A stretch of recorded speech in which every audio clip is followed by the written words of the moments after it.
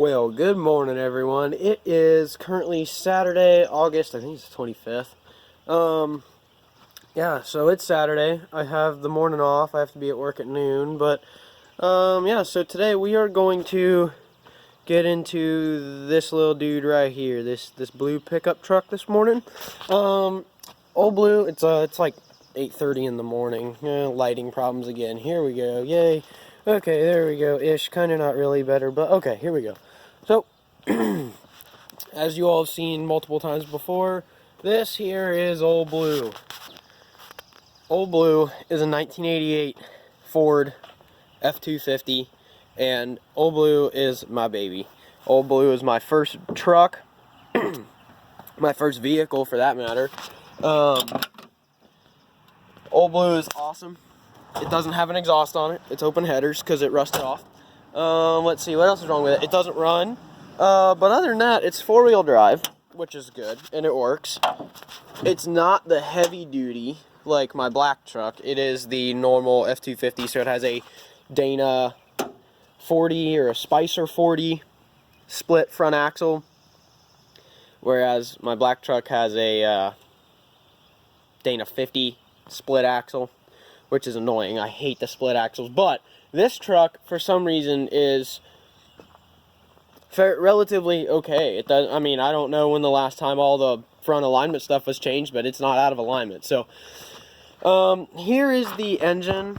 This is a Ford 300 inline six, or a 4.9 liter inline six. It makes about 185 horsepower and I don't know, probably about the same, probably more torque than it. Probably makes 210 foot-pounds of torque or something like that. But paired with the ZF5 manual, this thing's granny gear. I know the guy that I bought it from, the farmer I bought it from, pulled a Caterpillar D3 bulldozer with it.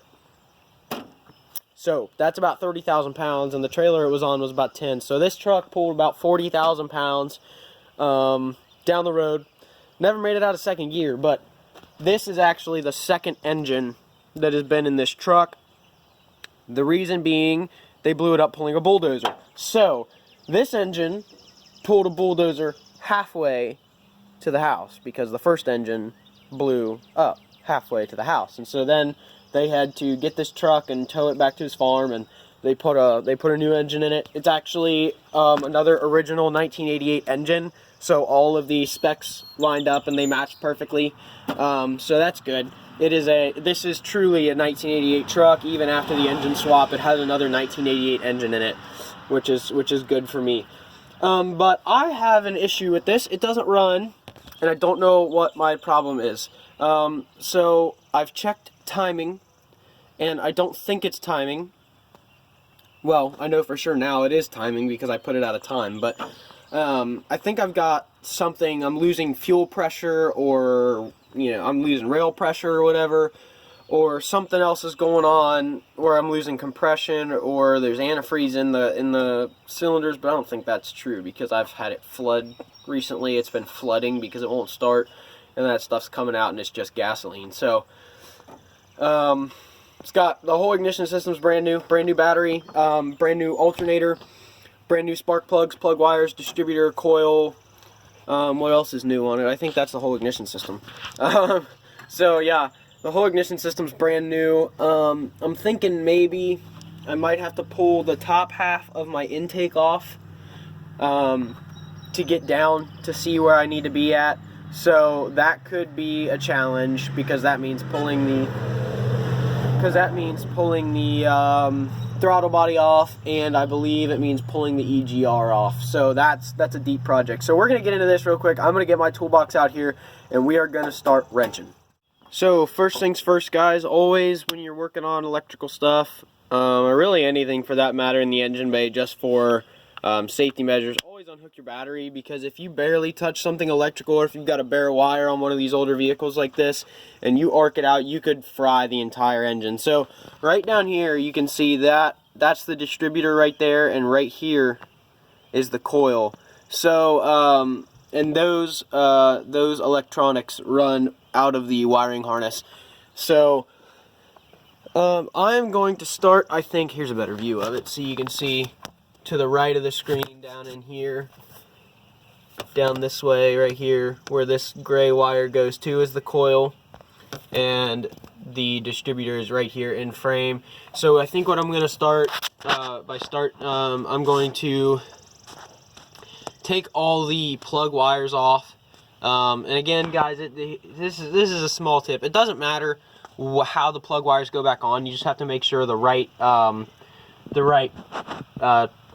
point on the, or I guess I don't know if they're called points or not. I call them points, but they're not really points in a distributor. But the connectors that come out of the top of the distributor have to line up with the correct cylinder for it to be in proper time. So you can pull the wires off as long as you don't have to label them, but I would recommend labeling them so that you get them back the way you had it before, just to eliminate the fact that it could be a problem. So I'm going to pull this air box off, pull these hoses off, and then that way I have this area opened up other than this oil hose, which I can actually just move over here out of the way. So yeah, so we're gonna pull these two hoses off so we can see down in here a little bit better, and we'll start with that. So here we go. Alright, so there's my toolbox, guys. It's not real big, but I have plenty enough tools to work on my stuff. So here I have a nut driver. I don't actually know what size it is. It's a 5/16, that's what size it is. And I already did this one and this clamp, and so these should be about as loose as they need to be to get these things off of here. So yeah, see, that one's really loose.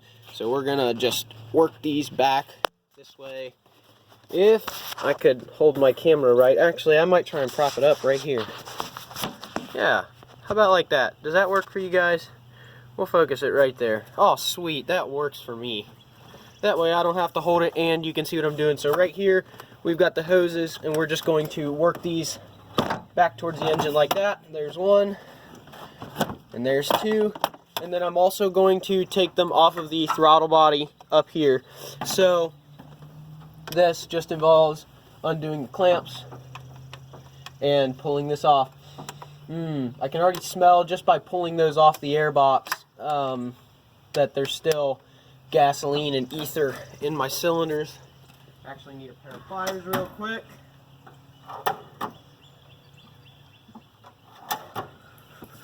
And we are going to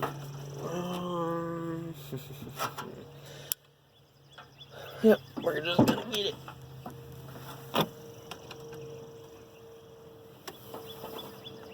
You can see here that nut wouldn't hold itself in place where it needed to.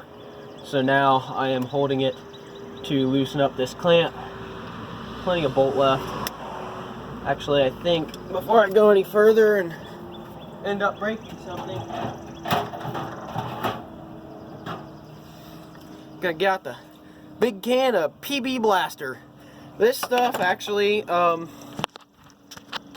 it really works really well. So yeah, if you guys need something that works to get rust off, PB Blaster is the way to go.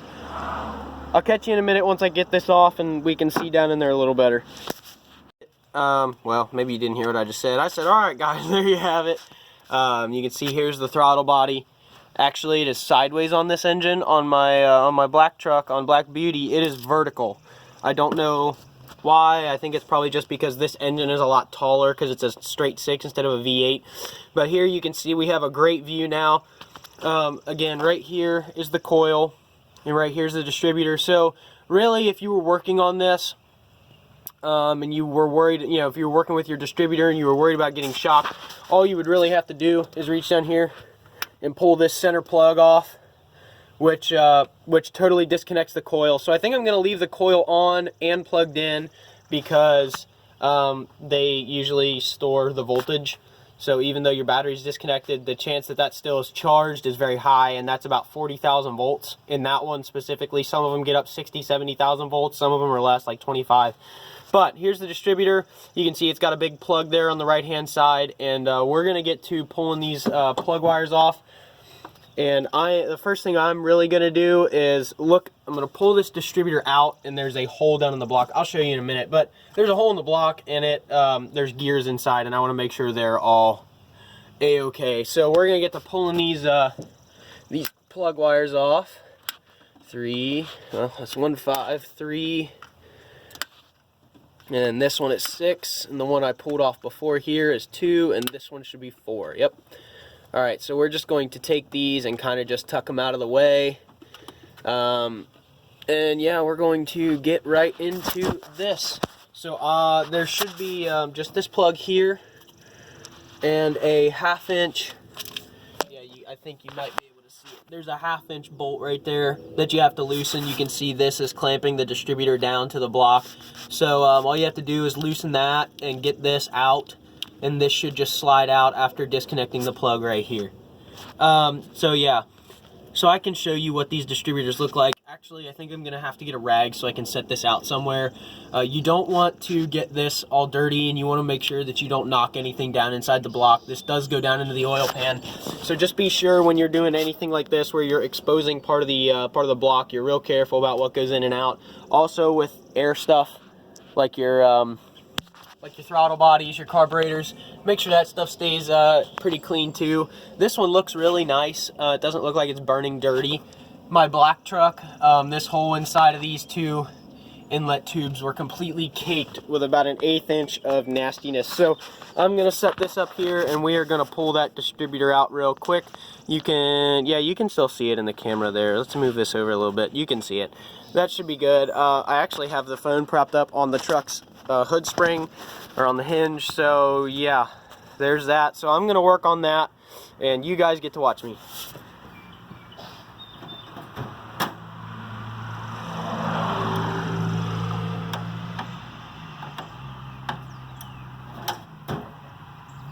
All right, so here, this is a 1/2 inch ratchet wrench. I'm gonna see if I can't get this in there. It might not fit, probably won't fit, knowing my luck, and so then we'll see where we have to go from there. Actually, I'm gonna grab a 1/2 inch wrench first. Awesome, so this is another wrench. This is not a ratchet wrench. This is probably what we're gonna end up having to use. That space is really tight. So yeah, here we go. You're gonna see me crawl inside the engine bay right here.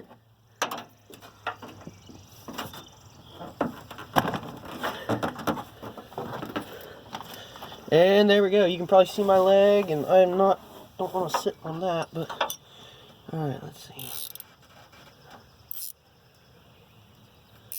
There it is. No, well, I'll be back in a minute. I just dropped a wrench.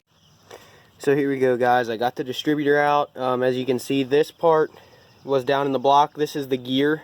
So this is actually hooked up with the crank and the cam, and the timing gears spin this, and actually there's a button inside of this cap that spins and hits little metal pegs, basically, that it sends the signal through the plug wire to the spark plug at the proper time. That's how the engine works, basically. So yeah, if this gets out, there's a problem. So I think what I might do is this little piece right here is the solenoid that regulates when this is sending electrical signal. This box runs off the wiring harness as well, and it comes off the ECM. So yeah, these go bad very frequently, so I might call KOI and see if they can't get me one in before noon. See if that could be my problem. I'll have to clean it up a little bit better and see if I can't get this part number off of there. But anyway, yeah, so now I'll take you up here, and you can see right here is where the distributor sat. This is the little hold down piece right here. It goes right in that hole there. And yeah, so I'm gonna take a look down in there with the flashlight on my phone, and I might film a little bit for you guys so you can see stuff like that. You don't want anything like this falling down in there. So just be sure. You can even plug that hole with a rag while you're working around it and clean that area up, which is actually what I might do real quick. But yeah, so I'm going to take a look down in there, and I might show you guys depending on how it looks, you know, with the camera and the light and everything. So, yep, I'm going to take a look. I'll be right back. Alright guys, we're back. I think I'm going to turn the light on and stick the camera down in there. It's hard to see, but you can see everything pretty well. So, there the light's on. I'm going to take you, put you right here. You can see right at the top of the screen there's the gear. There it goes, the focus. You can see the gear. You can see how it's got a little bit of marring on the teeth, which means at some point the distributor was loose or something like that, and it was not connected right. And you can see the hole that goes straight down there is where that big long shaft went. And over this way, you can kind of see maybe it just kind of goes down into the block. Same for the other way, it just goes down into the block. And those run off of the cam gears. Those run off of the cam, I believe. So, yeah. So if it's out of time, it's just out of time, and you gotta fix it. I don't have a timing light, but yeah. So that's a distributor for you. Yeah. Like I said, I'm gonna call KOI and see if I can't get that part in. And then we'll try putting this back together and hooking it back up and see what that does for us. Alright everyone, it's plugged with a rag. You can see, I think I'm going to turn this light off. Nope, just kidding, we're turning that back on. That helped a lot. You can see where I scraped it back here, right along in here with a screwdriver. You can see the scratch marks on the block. So now what I'm going to do is I'm just going to take some brake clean. Some brake clean. This is CRC. This is the really expensive stuff. You don't really need it. Brake clean is brake clean. This is just what my local store had when I got it. So yeah, so we're just gonna spray this down in here, just so that I know for sure that it's gonna be clean. It'll blow the debris away. And yeah, so let's get to it.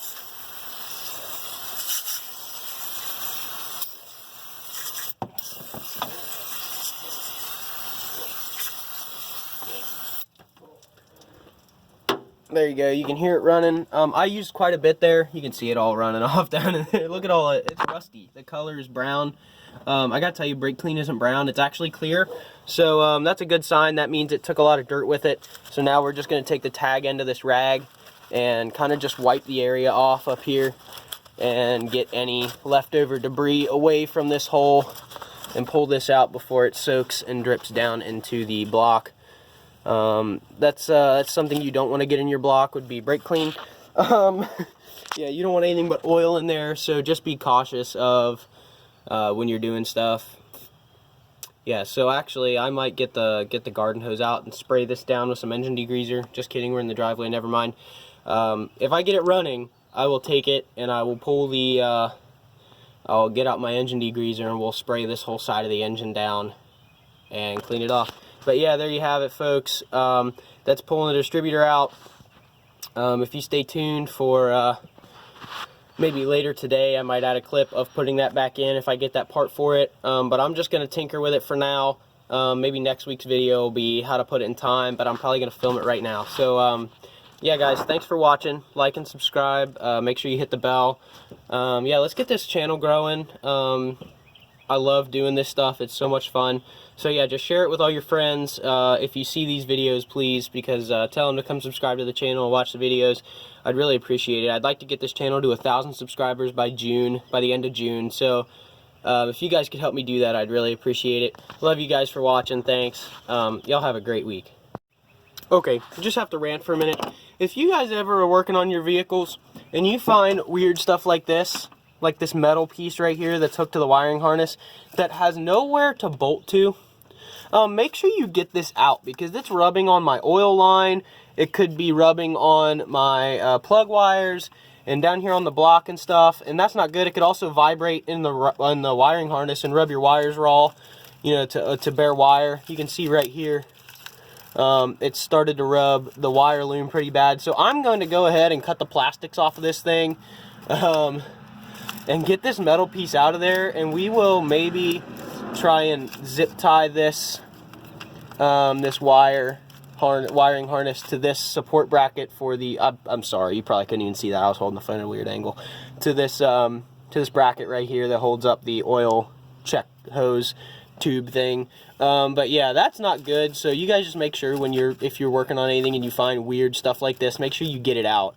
It's obviously not serving any purpose right now, so I'm just going to go ahead and get some side cutters and cut the plastic clips off of there and get this metal piece out, because that is not good.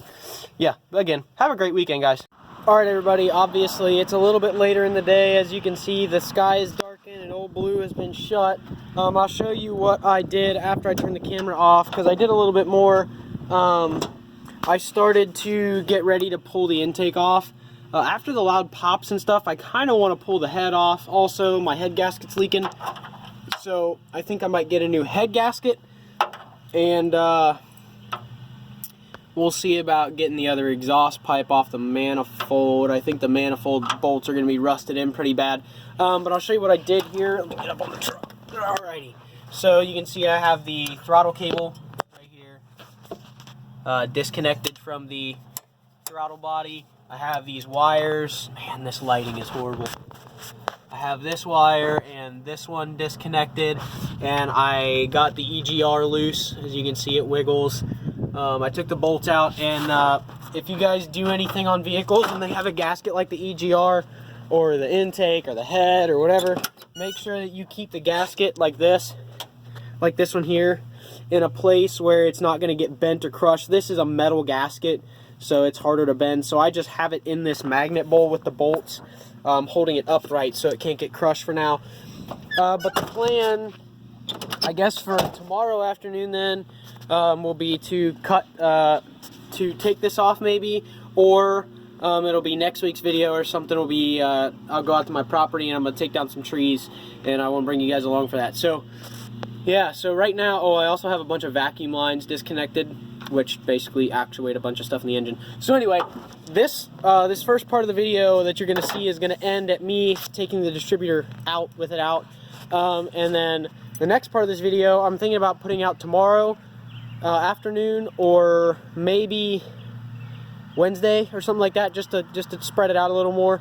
But there are two parts to this video on Old Blue, this first one, and I guess I'll show you guys what goes down from there. You'll obviously see in the next video that loud pop I was talking about. You'll hear some more about that. Basically, I cranked it over, and what I think happened is 2 cylinders fired at the same time out of the same manifold, and it just was really loud, and it scared the dickens out of me and my mom and probably the neighbors. So anyway, yeah, guys, stay tuned for the next part of this video. I hope you enjoyed this one. I hope it was informational. Even if you don't work on cars, it's still good to know some stuff like that, especially with older stuff like this. So, you know, if your family has an old vehicle or something with a distributor, you know, something like that, you'll know at least how to somewhat take it out.